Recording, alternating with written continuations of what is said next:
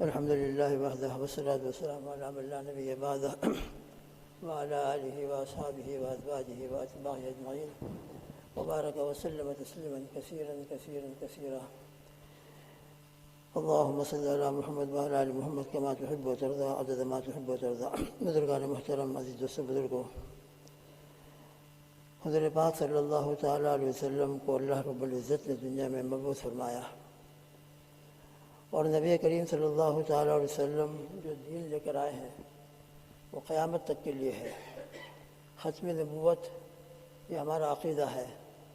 نبی کریم صلی اللہ تعالیٰ علیہ وسلم کے بعد دنیا میں کوئی نیا نبی، کوئی نیا دین، کوئی نئی شریعت آنے والے نہیں ہے۔ نبی کریم صلی اللہ تعالیٰ علیہ وسلم کی یہ خصوصیت ہے کہ ایک تو آپ صلی اللہ تعالیٰ علیہ وسلم کو پورے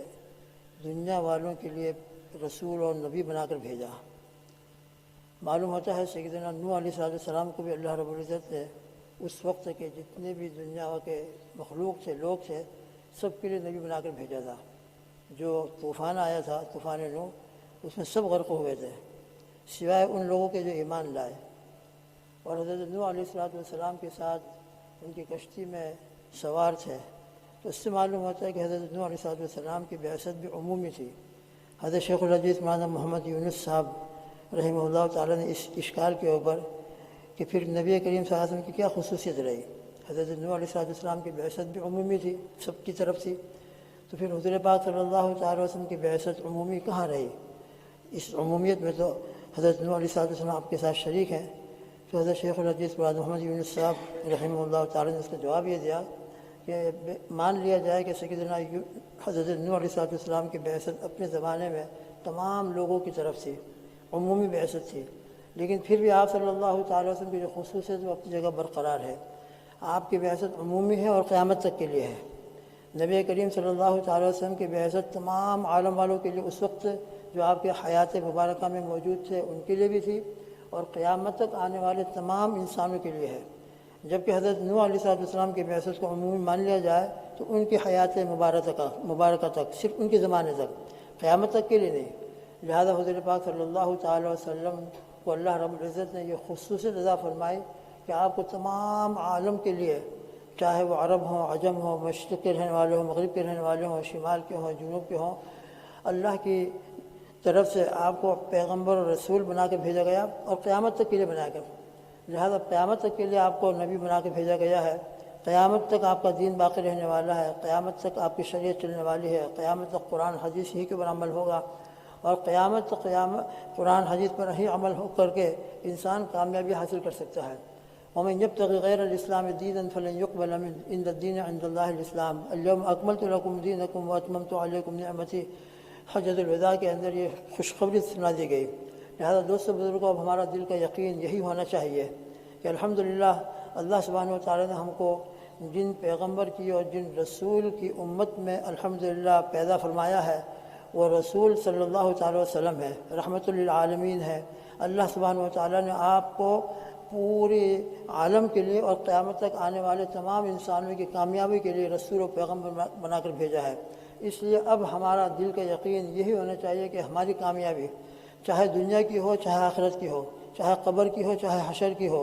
انفرادی زندگی میں ہو، اجتماعی زندگی میں ہو، انفرادی اعتبار سے ہو یا اجتماعی اعمال سے ہو، اعتبار سے ہو، بس صرف اور صرف میری اور آپ کی پورے عالم کی کامیابی نبی کریم صلی اللہ تعالیٰ علیہ وسلم کے لائے ہوئے مبارک دین میں ہے۔ آپ صلی اللہ تعالیٰ علیہ وسلم کی مبارک سنتوں میں ہے، آپ صلی اللہ تعالیٰ علیہ وسلم کی مبارک فکروں میں ہے۔ آپ صلی اللہ تعالیٰ علیہ وسلم کی مبارک غم کے اندر ہماری شرکت ہو جائے۔ اللہ کے نبی صلی اللہ تعالیٰ علیہ وسلم کی غم کیا تھا؟ نبی کریم صلی اللہ تعالیٰ علیہ وسلم کے بارے میں آتا ہے دائم الحزن، حضور پاک صلی اللہ تعالیٰ وسلم ہمیشہ غمگین رہا کرتے تھے۔ کہ کیا غم تھا آپ کو، کیا حزن تھا آپ کے اوپر؟ حضور پاک صلی اللہ تعالیٰ وسلم کو دنیا کی مال و دولت، تو دنیا کی مال و دولت کے بارے میں آتا ہے کہ آپ کو اختیار دیا گیا تھا کہ اگر آپ چاہیں تو یہ پورا احد پہاڑ سونے کا بنا دیا جائے اور یہ پورا کا پورا احد پہاڑ آپ کے ساتھ رہے۔ تو دنیا کی دولت کے اعتبار سے تو آپ کو یہ آفر دی گئی، پھر آپ نے اس کو قبول نہیں فرمایا، تو پھر کس بات کا حزن تھا اور غم کس بات کا تھا؟ تو میرے آقا، میرے حبیب، میرے محبوب صلی اللہ تعالیٰ وسلم کا حزن اور غم صرف یہی تھا کہ کس طریقے سے انسانیت اللہ کے ساتھ جڑ جائے۔ انسان دنیا میں جن کے پیدا کرنے کا مقصد رب ذوالجلال وما خلقت الجن والانس الا لیعبدون فرمایا ہے۔ پوری کائنات کو اللہ سبحانہ وتعالیٰ نے انسان کے لیے پیدا فرمایا ہے۔ تمام ظاہری اور باطنی چیزیں اللہ پاک نے انسانوں کے لیے مسخر فرمائی، اور انسانوں ہی کا مفاد اس سے وابستہ ہے، انسان کی زندگی اسی سے متعلق ہے۔ لہذا یہ تمام نعمتیں اللہ سبحانہ وتعالیٰ نے انسان کے لیے پیدا فرمائی، تو پھر آخر انسان کی پیدائش کا کیا مقصد؟ انسان کی پیدائش کا بھی کوئی نہ کوئی مقصد ہوگا۔ وما خلقت الجن والانس الا لیعبدون۔ رب ذوالجلال نے انسان کی پیدائش کا مقصد یہ بیان فرمایا کہ وہ اپنے رب کو پہچانے، الا لیعبدون الا لیعرفون، اپنے رب کی معرفت حاصل کرے۔ اللہ کون ہے، کیسے ہیں، کیسی طاقت والے ہیں، کیسی قوت والے ہیں، کیسی قدرت والے ہیں، اور ان کی طاقت اور ان کی قدرت کا کیا حال ہے کہ رب ذوالجلال نے پوری کائنات کو بلا شرکت غیر اپنے قدرت سے پیدا فرمایا۔ یہ بڑا آسمان ہے، ساتوں آسمان، یہ پوری زمین اور سمندر، پوری کائنات کو رب ذوالجلال نے اپنی قدرت سے پیدا فرمایا، اور جب تک اللہ چاہیں گے یہ نظام باقی رہے گا۔ لیکن اللہ رب العزت نے اس نظام کے بقا کو دین کے ساتھ رکھا ہے۔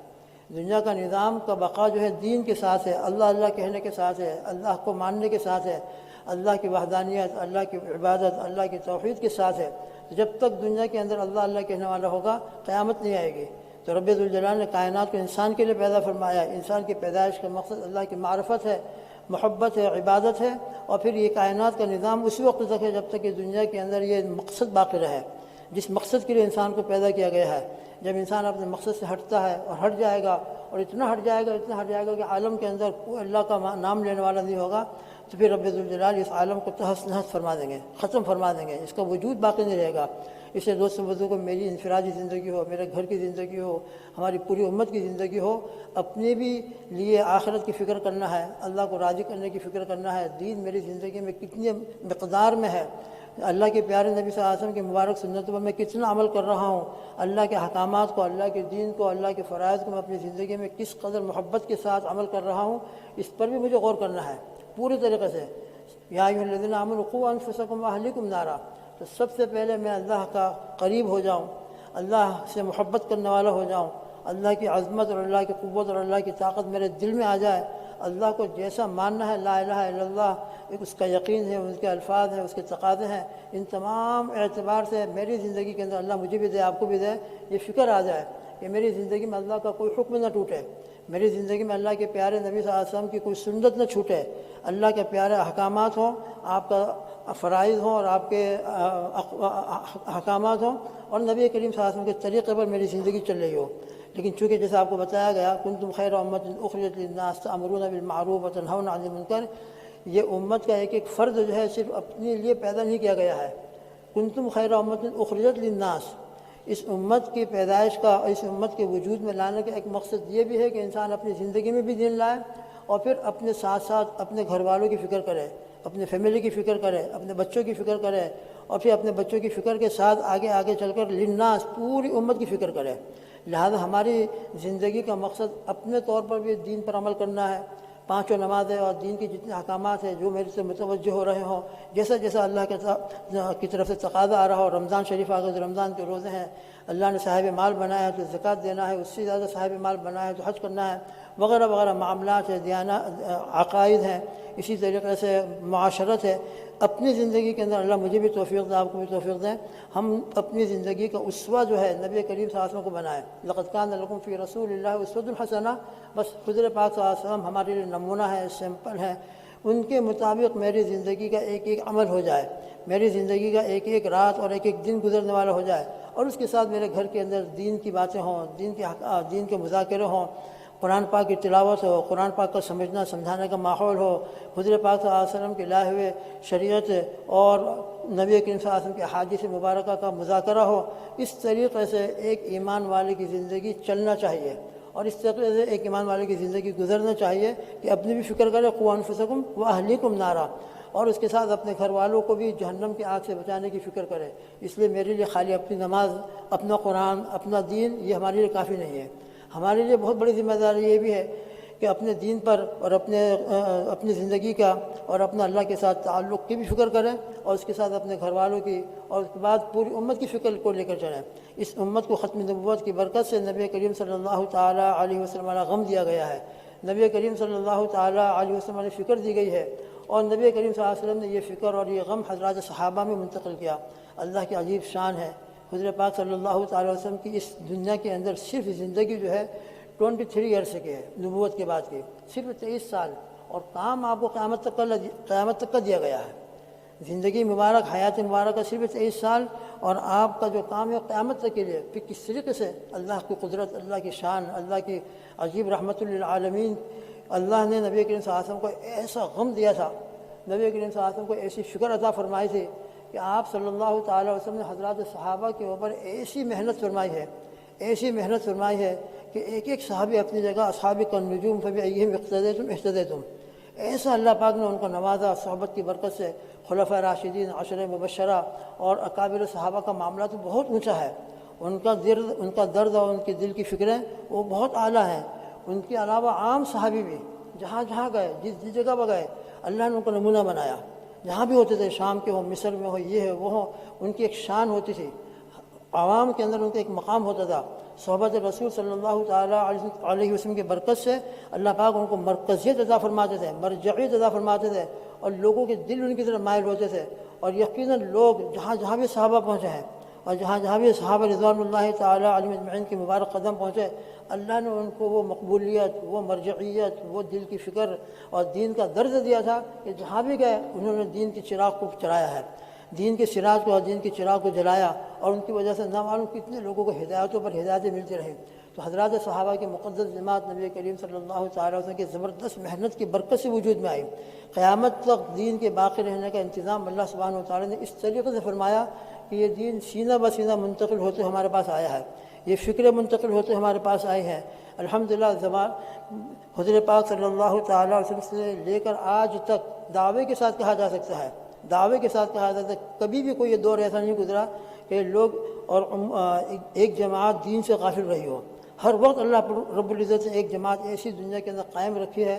جو بلا خوف لومۃ لائم، بلا کسی ڈر کے، بلا کسی خوف کے، چاہے سامنے والے کیسے ہی آپ ان کی مخالفت کرنے والے ہوں، لیکن وہ دین پر جمے رہے، وقت کے تقاضوں کے اعتبار سے اللہ کے احکامات کو پہنچاتے رہے۔ اور اسی کی برکت ہے کہ الحمدللہ آج پوری دنیا کے اندر دین زندہ ہے، اسی کی برکت ہے کہ آج پوری دنیا کے اندر الحمدللہ مسجد قائم ہے، الحمدللہ ہر مسجد کے اندر نمازیں ہو رہی ہیں اور اس کے اندر دین کی فکر ہو رہی ہے۔ لہذا بزرگ دوستوں، ہماری زندگی کا مقصد ہم سمجھیں، اللہ مجھے بھی توفیق دے، آپ کو بھی توفیق دے کہ ہم کو صرف اللہ کی رضا کے لیے پیدا کیا گیا ہے، اللہ کی محبت کے لیے پیدا کیا گیا ہے، اللہ کی معرفت کے لیے پیدا کیا گیا ہے۔ لہذا اللہ کے پورے احکامات میری زندگی میں ہوں، نبی کریم صلی اللہ علیہ وسلم کی ایک ایک مبارک سنتوں پر میں عمل کرنے والا ہوں۔ میرے گھر کے اندر اللہ کا یہ ماحول پیدا ہو، اور گھر کے اندر ماحول کس طریقے سے پیدا ہوگا؟ محنت سے پیدا ہوگا۔ گھر کے اندر ماحول بنانے کی ہم بچوں کی فکر کریں، ان کو لے کر بیٹھیں، ان کے سامنے کچھ دین کی باتیں کریں، اللہ کی قدرت کو بیان کریں، نبی کریم صلی اللہ علیہ وسلم کی کیا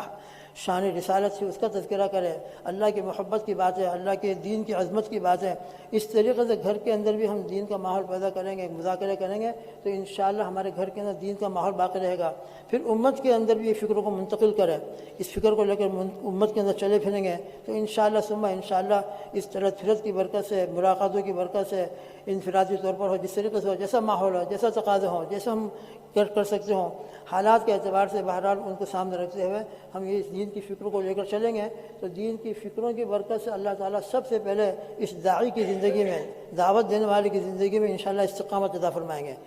حضرت تھانوی رحمۃ اللہ فرمایا کرتے تھے کہ جس عمل کے اندر ذرا مجھے کمی محسوس ہوتی ہے، ذرا کمزوری محسوس ہوتی ہے کہ دل چلتا نہیں ہے، تو حضرت فرمایا کرتے تھے کہ اس کے بارے میں ایک بیان کرتا ہوں، میں ایک بیان کر دیتا ہوں۔ اس بیان کی برکت سے، اس وعظ کی برکت سے الحمدللہ وہ دین کا جو تقاضا ہے، دین کا جو عمل ہے، جس کے بارے میں ذرا سی کمزوری مجھے محسوس ہوتی ہے، اس بیان کی برکت سے اللہ پاک مجھے عمل کی توفیق عطا فرما دیتے ہیں۔ اس لیے بیان کرنے والا، باتیں کرنے والا، اس کا سب سے پہلے اللہ مجھے بھی توفیق دے، یہ نیت ہو کہ جو بات میں کہہ رہا ہوں اللہ سب سے پہلے مجھے اس کا یقین عطا فرمائے، سب سے پہلے مجھے اس پر عمل کرنے والا بنا دے، اور یہ باتیں جو کہی جا رہی ہیں اللہ میری زندگی میں عطا فرما دے، اور پھر اپنے فضل سے، اپنی کرم سے، اپنی رحمت سے لوگوں کے اندر، گھر والوں کے اندر، امت کے اندر یہ باتیں اور یہ دین زندہ ہو جائے۔ یہ ہماری زندگی کا مقصد ہے۔ تو اس مقصد کو لے کر، اس فکر کو لے کر دوست بزرگ ہم کو زندگی گزارنا ہے۔ انشاءاللہ اس فکر کو لے کر ہم زندگی گزاریں گے تو زندگی میں، ہماری زندگی کے اندر بھی دین باقی رہے گا، نمازیں باقی رہیں گی، اللہ کی محبت باقی رہے گی، اللہ کا ذکر کریں، اللہ کا دھیان رکھیں، محبت و خشوع والی نمازیں اللہ سے مانگتے رہیں، اور پھر اپنے گھروں کے اندر ہے، امت کے اندر ہے، یہ دین زندہ رہے، اعمال چلتے رہیں، اس کی فکر کے ساتھ ہم چلتے رہیں گے تو انشاءاللہ ثم انشاءاللہ یہ دین میری زندگی میں، میرے گھر والوں کی زندگی میں، اور انشاءاللہ ان فکروں کی برکت سے امت کے اندر اجتماعی طور پر، مجموعی طور پر امت کے اندر دین باقی رہے گا، مسجدیں آباد رہیں گی، اور لوگ آخرت کی فکر کے اندر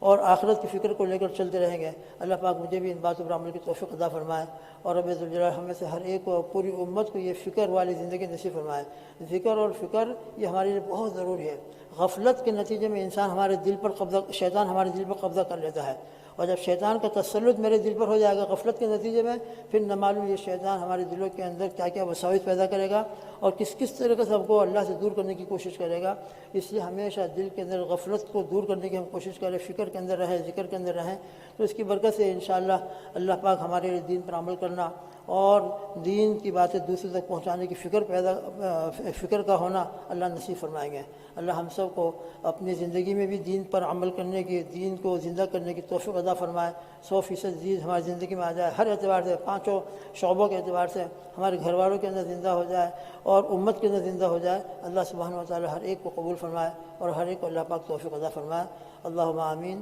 سبحان اللہ بحمدہ، سبحانک اللہم وبحمدک، ونشہد ان لا الہ الا انت، نستغفرک ونتوب الیک، وصلی اللہ تعالی علی خیر خلقہ محمد وعلی آلہ واصحابہ وازواجہ اجمعین۔ سبحان ربک رب العزۃ عما یصفون، وسلام علی المرسلین، والحمد للہ رب العالمین۔ آمین برحمتک یا ارحم الراحمین۔